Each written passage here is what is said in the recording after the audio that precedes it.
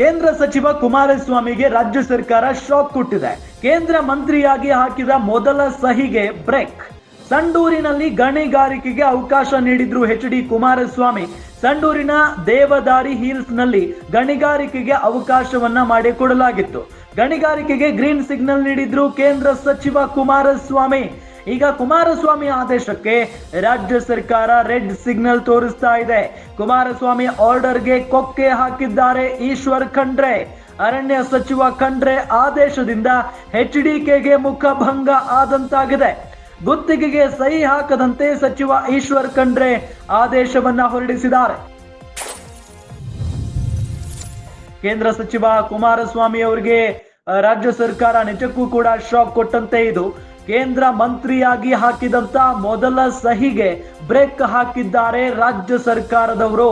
ಸಂಡೂರಿನಲ್ಲಿ ಗಣಿಗಾರಿಕೆಗೆ ಅವಕಾಶವನ್ನ ಮಾಡಿಕೊಟ್ಟಿದ್ರು H D. Kumaraswamy. ಸಂಡೂರಿನ ದೇವದಾರಿ hills ನಲ್ಲಿ ಗಣಿಗಾರಿಕೆಗೆ ಅವಕಾಶವನ್ನ ಮಾಡಿಕೊಟ್ಟಿದ್ರು.